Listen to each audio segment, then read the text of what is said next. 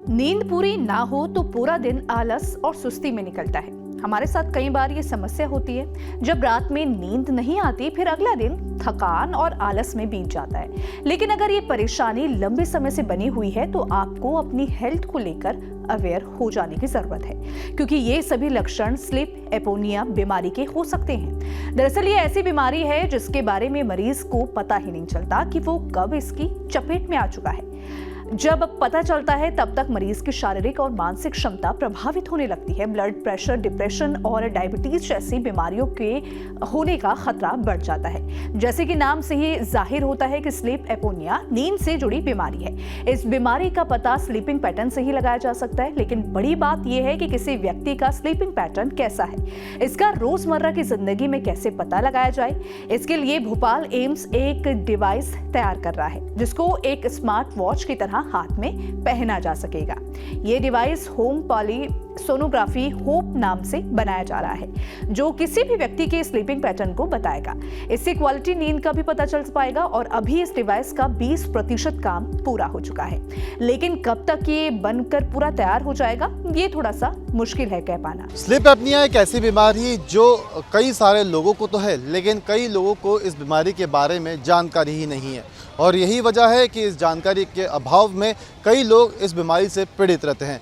जो लोग रात को खर्राटे मारते हैं, या कहें कि जो लोग रात को सोते हैं और सही से सांस नहीं ले पाते, उन्हें कई तरह के सिम्टम्स नज़र आते हैं। और इस चीज़ से बचने के लिए अब एम्स में एक डिवाइस बनाया जा रहा है जो ये डिटेक्ट करेगा कि उन्हें ये बीमारी है या नहीं। क्योंकि अगर हम देखें तो एम्स अस्पताल में जो डिपार्टमेंट है वो इस बीमारी से लड़ने वाले, या कहें बीमारी को डिटेक्ट करने वाले एक डिवाइस को बना रहा है। ये डिवाइस हथेली पर लगाई जाएगी और इससे डिटेक्ट होगा कि क्या किसी को इस तरह की बीमारी है या नहीं। क्योंकि कहा जा रहा है कि ये बीमारी एक तरीके की मिस्टीरियस बीमारी है और इसकी जानकारी लोगों को लग ही नहीं पाती है। ऐसे में अगर ये डिवाइस बन पाता है तो कई लोगों की इसमें सहायता भी होगी और कई लोग इस बीमारी को लेकर अपना इलाज भी करा सकेंगे। वीडियो जर्नलिस्ट अभय के साथ गौरव गुप्ता, न्यूज़ नेशन। अब इस डिवाइस को बना रही प्रोजेक्ट मैनेजर सिरपैलिन वानखड़ ने इस डिवाइस को लेकर कई सारी बातें कही हैं। The project that I'm working is actually funded by ICMR. This is till the year 2026, and this is actually the device is a home-based sleep monitoring device that will be used for screening something we called obstructive sleep apnea.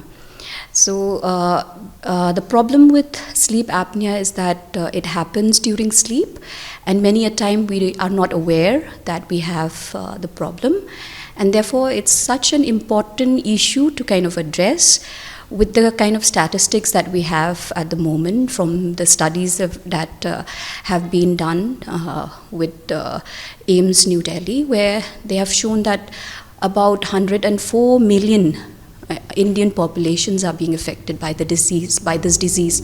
इस बीमारी के लक्षण की जानकारी इस project में काम कर रहे डॉक्टर अभिषेक गोयल ने दी। सर, ये जो डिवाइस बन रहा है, किस तरीके के असर रहते हैं जिसके लिए डिवाइस बनाया जा रहा है? स्लीप एपनिया बीमारी एक ऐसी जिसके बारे में लोग जानते भी नहीं है। ये स्लीप एपनिया एक बहुत ही कॉमन बीमारी है।